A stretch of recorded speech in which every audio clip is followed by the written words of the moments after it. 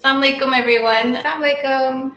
It's a pleasure to be here, and we're really excited to share some of our recipes with you all. Thank you so much for joining us, and thank you for allowing us to be on this program. Are we ready for Karak Chai? Okay, so our first step would be to get your water. So we're doing 2 cups of water right now. Okay.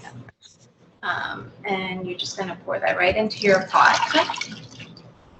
So just to be clear, our Karak Chai is the same thing as our Elchi Chai. It's made with a strong black tea, creamy milk, and cardamom. We have both on our menu, but they're essentially the same thing. I'm going to put that on a high. Yeah, Karak generally is the term that's used in the Middle East. And a lot of people from the Middle East don't really know that Karak is really just a cardamom tea. So we have Elchi and Karak, but like she said, they're basically the same thing. Okay, so we're going to take our cardamom pods. First thing is to put your spices in a mortar and pestle. And so we just have our couple of cardamom pods. We don't need a ton. And so we can just dump that in.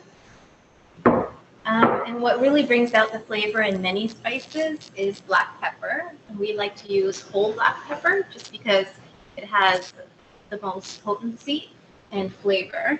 And it's all held inside of the seed. So we'll crush 3 of them. That should be enough for 2 cups of chai. So our dad always says this. It's like amazing how God has preserved his creation. So in the sense that we buy whole spices and we grind them ourselves in house. And it can sit forever, months and months and months. But once you grind them, the actual flavor comes out and it feels extremely fresh, as opposed to buying ground stuff. Okay, so we're just going to let it come to a boil, and we like to put in the spices first, just because then the tea holds on to the flavor a bit longer. And then once it comes to a boil, we're adding our tea. So it's just 2 teaspoons, 1 teaspoon per, let's lower this so it doesn't overboil, 1 teaspoon per cup. I'm sure a lot of you know that when you make a big batch of chai, you're going to get a different flavor. You're going to get a different taste, probably with a lot of different types of teas. So this is going to be slightly different from what we have in store, just because we make the one in store in a bigger batch. At this point, we can probably add our milk because it's already come to a boil. And that's a 1/4 cup of evaporated full fat milk.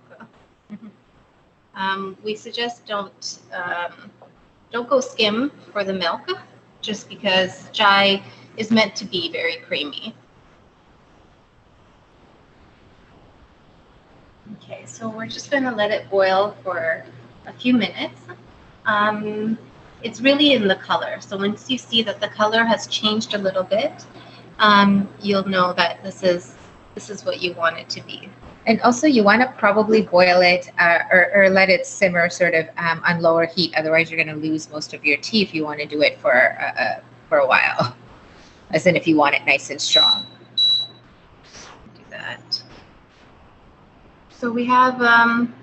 It looks a little bit light right now. So I would suggest if it doesn't look like it's kind of infused with one another, I would suggest allowing it to boil for a couple more minutes. So at Elchi, we do this as our classic chai. This is our Elchi classic Karak Chai. But we also have a variety of others. We have a masala chai, which is actually one of our favorites. And it's made with fresh ginger, cardamom, cloves, and peppercorn. Sorry, I just saw someone ask, what tea do we use? And this is a tea that we will be providing very soon, inshallah, at our store. And online. We suggest that you use a tea until we have ours available, a very strong black tea. I mean, Tetley does really well, tea India, but it has to be, I mean, and a tea bag works just fine. We like to use the loose leaf just because it gives us more control over how much we're using. And also our tea is from Kenya. So it's Kenyan African tea. It's the robust black tea. Okay, so I think at this point, it has gotten a little bit darker, if you can see. It looks a little bit creamier as well. So I'm going to strain it.